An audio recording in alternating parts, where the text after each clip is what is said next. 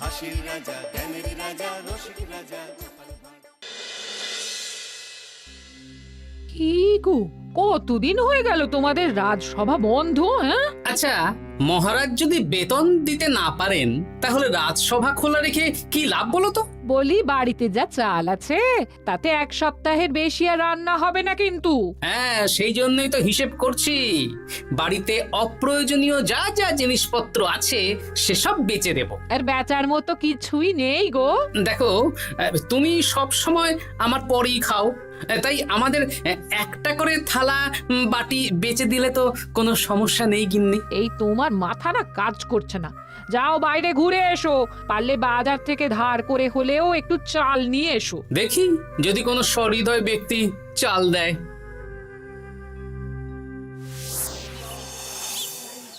না গোপাল দাদা, বাজারের অবস্থা খুব খারাপ, আর আমি ধারে বিক্রি করছি না। আহা, আরে আমি কোনোদিন তোমার একানাও বাকি রেখেছি বলো? আমি বুঝতে পারছি গোপাল দাদা, কিন্তু আমিও নিরুপায়। গত মাসের বেতন এখনো পাইনি। মহারাজ অনির্দিষ্ট কালের জন্য রাজসভা বন্ধ রেখেছেন। বিশ্বাস করো, বিশ্বাস করো, বেতন পেলেই তোমার ধার আমি মিটিয়ে দেব। এই সপ্তাহ খানেক আগে একই কথা বলে সেনাপতি ধারে 25 কেজি চাল নিয়ে গেছেন। এখন ওনার কোনোই পাত্তা নেই। কি যে করি, কাছের বন্ধু বলতে বিজ্ঞানী আর সভাকবি। দেখি ওদের বাড়িতে একবার ঢু মেরে।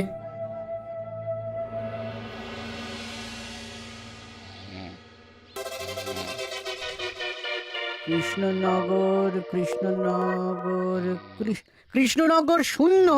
হ্যাঁ, এবারে একটা মোহরও নেই। জাহাপানা সর্বনাশ হয়ে গেছে। কি হলো? পালে বাঘ পড়েছে নাকি? এই ঘুমের 12টা বাজিয়ে দিলে। জাহাপানা, এবারে কৃষ্ণনগর থেকে একটা মোহরও খাজনা আসেনি। হ্যাঁ, বলো কি? 1 মাস আগে বাৎসরিক খাজনা দেওয়ার শেষ দিন ছিল, কিন্তু এখনো একটা মোহরও খাজনা আসেনি। না জাহাপানা। পড়েছে এই বেগমের জন্য হীরের হার, হীরের কানের দুল, হীরের নাকছাবি বানাতে দিয়েছি। উজির, যা হোক করে কৃষ্ণনগর থেকে আমার খাজনা চাই চাই। তাহলে তো কৃষ্ণচন্দ্রকেই তলব করতে হবে। যা করার করো। বাবা, এই সময় তোমার শখ হয়েছে ময়না পোষা? আরে না না, আমি পুষিনি। একটা পশ্চিমের গ্রামে কদিন আগে ঘুরতে গিয়েছিলাম। আচ্ছা, ওখান থেকে নিয়ে এসেছো? না, তাও আনিনি, ছোলা খেতে দিয়েছিলাম। দেখি তারপর আমার পিছনে পিছনে উড়ে উড়ে চলে এসেছে। বাহ বাহ বাহ, এ তো ভালো কথা।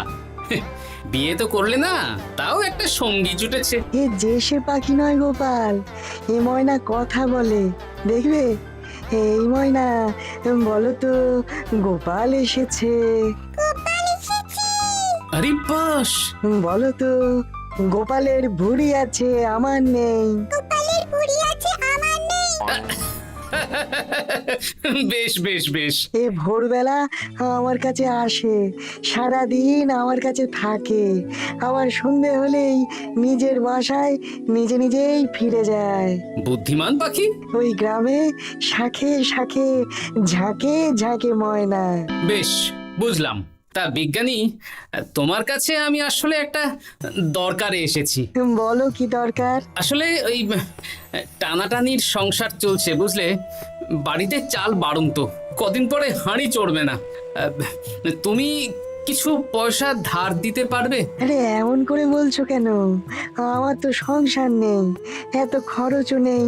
তুমি বাড়ি যাও, আমি 2 বস্তা চাল পাঠিয়ে দেব। ধন্যবাদ বিজ্ঞানী, তোমার মতো বন্ধু পাওয়া মুশকিল। বন্ধুত্বে এইসব ধন্যবাদ দেওয়ার দরকার নেই, একে অপরের পাশে থাকলেই হলো।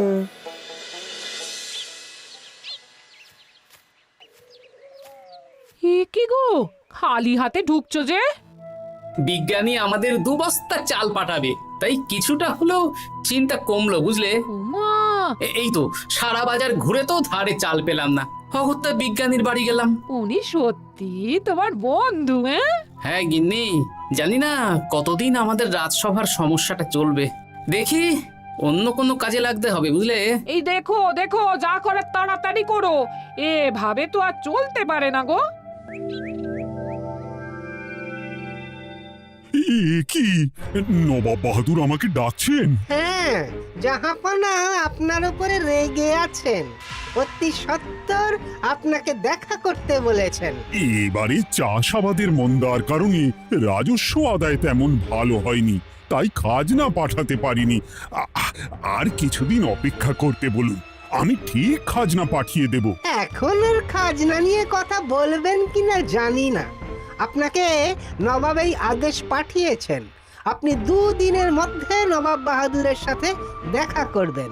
আচ্ছা ঠিক আছে।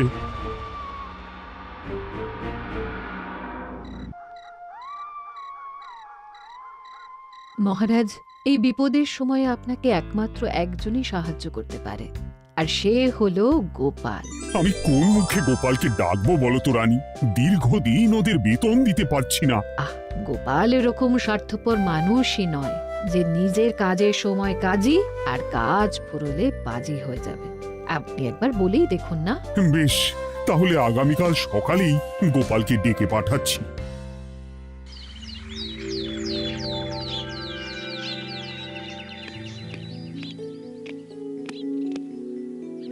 আসতে পারি মহারাজ? হ্যাঁ গোপাল, এসো এসো।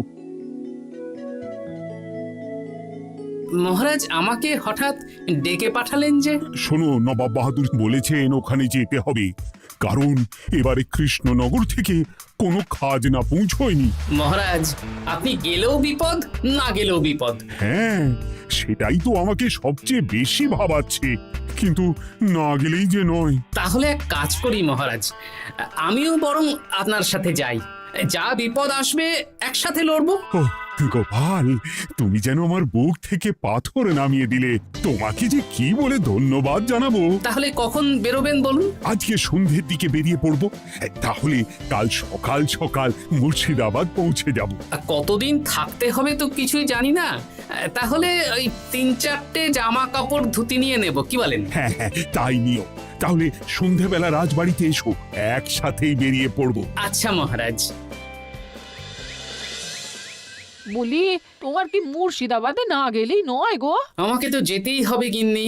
জানি নবাব বাহাদুর কিভাবে ছক করে কল করে, তুমি সাবধানে থেকো গো।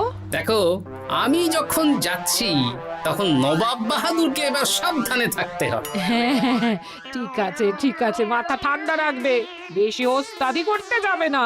এমনিতেই আমাদের অবস্থা এখন ভালো নয়। আরে তুমি অতিরিক্ত চিন্তা করো না তো গিন্নি।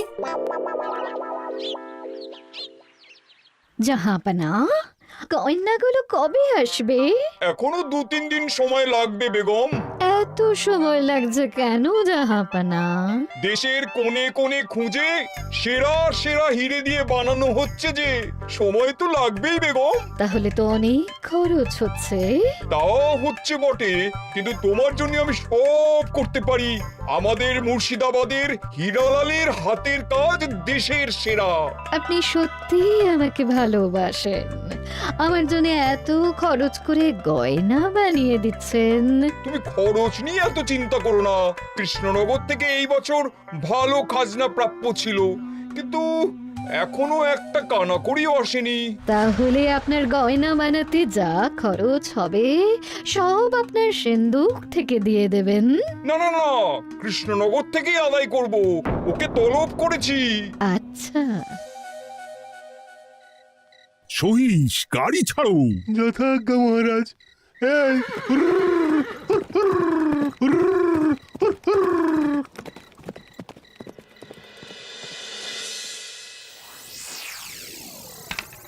এত রাতে আবার কে এলো রে বাবা? খুলছি।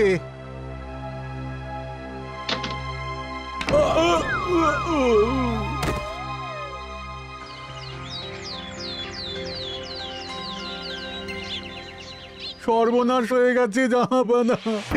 কি হয়েছে হীরালাল? নবাব বাহাদুর, মহারাজ কৃষ্ণচন্দ্র আর গোপাল এসেছেন আপনার সাথে দেখা করতে। ওদের দরবারে আসতে বলো। হ্যাঁ, এবার বলো হীরালাল, কি হয়েছে? তোমার মাথায় পট্টি কেন? জাহাপানা, গত রাতে আমার সর্বস্ব লুট হয়ে গেছে। বলো কি হীরালাল, তোমার কাছেই তো বেগমের হীরের সব গয়নাগাটি বানাতে দিয়েছিলাম। হ্যাঁ জাহাপানা, সব গেছে। আমার মাথায় মেরে সব লুট করে নিয়ে গেছে। এবার আমি কি করব জাহাপানা? বেগম সাহেবা, আপনার গয়না যে হীরালাল শেখরার কাছে জাহাপনা বানাতে দিয়েছিলেন, ওনার সব লুট হয়ে গেছে। মানে আমি এক্ষুনি নিজের কানে শুনে এলাম, এখন হীরালাল শেখরা এসেছে। আমি এক্ষুনি যাচ্ছি।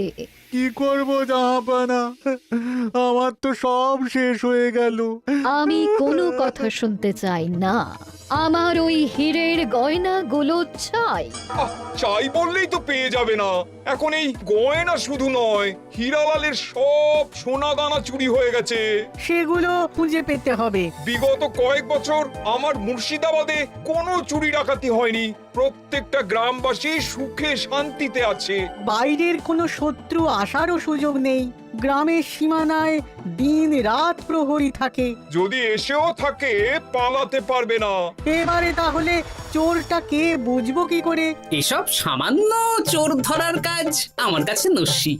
জাহাপনা, আপনি যদি কৃষ্ণনগরের এবছরের খাজনা মকুব করে দেন, তাহলে আমি চোর ধরার ক্ষেত্রে সাহায্য করতে পারি। ঠিক আছে কৃষ্ণচন্দ্র, তোমার এই গোপাল যদি চোর ধরে দিতে পারে, তাহলে এবছরের খাজনা মুকুব। আগে আমি ওই শেখরার সাথে একান্তে কিছু কথা বলতে চাই। বেশ, প্রহরী প্রহরী, তুমি গোপাল আর শেখরাকে একটা ঘরে নিয়ে যাও। আসুন। এবার আপনি চুরির ঘটনাটা বলুন। চুরি না, ডাকাতি। সে যাই হোক, বলুন বলুন। গতকাল রাতে, তারপর সকালে জ্ঞান ফিরে ঘরে গিয়ে দেখি সব ফাঁকা। আমার ঘরের সাথেই লাগোয়া দোকান। আচ্ছা, দেখুন, আমি আপনার কথা শুনে আর একটু আগের যা আলোচনা শুনলাম, তার থেকে মনে হচ্ছে এই চোর স্থানীয় চোর। কি করে বুঝলেন? কারণ বাইরের চোর হলে তো এত নিখুঁত কাজ করা সম্ভব নয়। চোর নিশ্চয়ই আপনাকে ব্যক্তিগতভাবে চেনে। হ্যাঁ, এবার মশাই আপনি বলুন তো, আপনার কোনো শত্রু আছে? না, শত্রু নেই তেমন। আমার সাথে কারো সম্পর্ক খারাপ নেই। আর আমাদের পাড়ায় সবাই ব্যবসায়ী, সবাই সম্ভ্রান্ত লোকজন। বেশ, তাহলে সব ব্যবসায়ীদেরকেই ডাকতে হবে। আমি নবাব বাহাদুরকে বলে দিচ্ছি, আপনি এখন আসুন। নবাব বাহাদুর, আপনি ওই গ্রামের সকল ব্যবসায়ীদের আপনার মহলে ডাকার ব্যবস্থা করুন। সবাই কিন্তু বেশ সম্ভ্রান্ত ব্যবসায়ী। সে হোক না, ওই গ্রামে তো সবাই ব্যবসায়ী, আর বাইরের কোনো লোক গ্রামে ঢোকেনি বা বাইরেও যায়নি। তাই যদি কেউ চোর থেকে থাকে, তাহলে ওই ব্যবসায়ীদের মধ্যেই আছে। বেশ, আমি সবাইকে আমার মহলে নিয়ে আসার ব্যবস্থা করছি। আর একটা ফাঁকা বড় ঘর চাই, যেখানে চোর ধরার পরীক্ষা হবে। আর সেই ঘরে আমাদের কৃষ্ণনগরের ঘোড়া চোর ধরবে। হ্যাঁ, ঘোড়া চোর ধরবে? হ্যাঁ, যে ঘোড়ার গাড়িতে আমরা এসেছি সেই ঘোড়া। যদি চোর না ধরতে পারো, তাহলে পুরো খাজনা তো গায়ের জোরে নেব, সাথে সাথে কৃষ্ণনগরটাও কেড়ে নেব। আমার উপর একটু ভরসা রাখুন নবাব বাহাদুর, আর যা বললাম করুন। বেশ, শুনুন, এই ঘরে আমার এক প্রিয় ঘোড়া আছে, আর সামনে একটা বালতিতে ছোলা সেদ্ধ রাখা আছে। আপনারা সকল ব্যবসায়ীগণ একে একে যাবেন, দরজা ভিতর থেকে বন্ধ করবেন, আর ঘোড়াকে এক মুঠো করে ছোলা খাইয়ে ফিরে আসবেন। তারপর কি বাড়ি চলে যাব? না, সবার ছোলা খাওয়ানো হয়ে গেলে আমি ঘোড়ার কাছে যাব, আর ঘোড়া কানে কানে আমাকে বলে দেবে কে চোর। তাহলে আর দেরি কেন, সবাই একে একে যাও।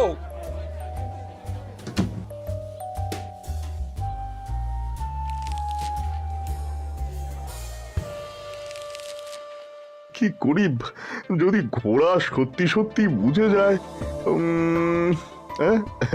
ছোলা খাওয়াবোই না। ব্যাস, ছোলা খাওয়ানো হয়ে গেল। এবার গোপাল বলো তো কে চোর? দাঁড়ান, ঘোড়ার মুখের কথা শুনে আসি।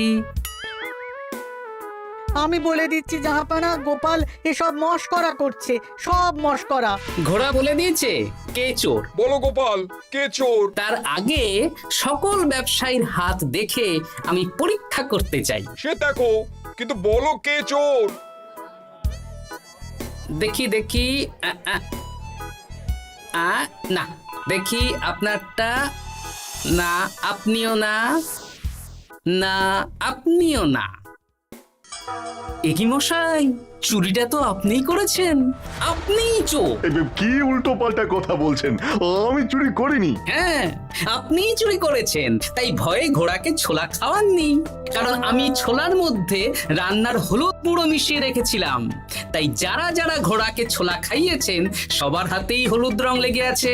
শুধু ওর হাতে নেই। ভাই, শেষে তুই? তোর মনে মনে এত হিংসা? ভাই মানে? আরে ও তো আমার খুড়তো ভাই পান্নালাল, ওরও সোনা গয়নার ব্যবসা। ব্যাস, এবার তাহলে বলেই দিন পুরো ব্যাপারটা, কারণ এখান থেকে পালানোর কোনো পথ নেই। ভুল হয়ে গেছে জাহাপনা, আমার দাদা আমার থেকে অনেক বেশি রোজগার করত, তাই আমার মনে মনে হিংসে ছিল। তারপর বেগম সাহেব আর হীরের গয়না বানানোর এত বড় বায়না পেল, তাই হিংসা আরো বেড়ে গেল। আর তুই চুরি করলি? চুরির সব জিনিস কোথায় আছে? আমার বাড়িতেই আছে জাহাপনা। সাব্বাস গোপাল, সাব্বাস, তোমার কি বুদ্ধি! তাহলে জাহাপানা, কথা মতন আমাদের এই বছর তাহলে খাজনা দিতে হচ্ছে না। না, কথা যখন দিয়েছি তখন আমি তো আর কথার খেলাপ করতে পারি না। আচ্ছা গোপাল, তোমার তো এত বুদ্ধি, আমার একটা শখ পূরণ করতে পারবে? কি শখ বলুন নবাব বাহাদুর। আমার অনেক দিনের ইচ্ছে একটা হাওয়া মহল বানাবো, কিন্তু ঘরামি রাজমিস্ত্রি কেউই বানাতে পারবে না বলছে। তুমি কি বানিয়ে দিতে পারবে?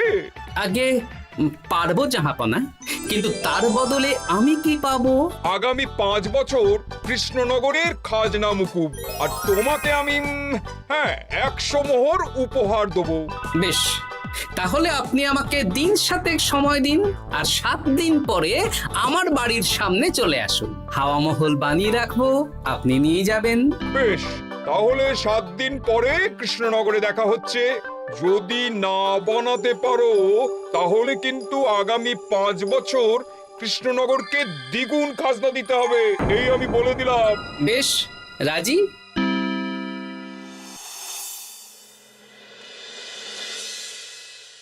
বেশ তো বড় মুখ করে বলে দিলে হাওয়া মহল বানাবে। রাজি রাজি। এবার যদি না বানাতে পারো, সব তো উল্টে যাবে। আপনি চিন্তা করবেন না মহারাজ, নবাব বাহাদুর আমাকে প্যাঁচে ফেলতে চেয়েছেন, তাই আমিও ওনাকে ঘোর প্যাঁচ দেব।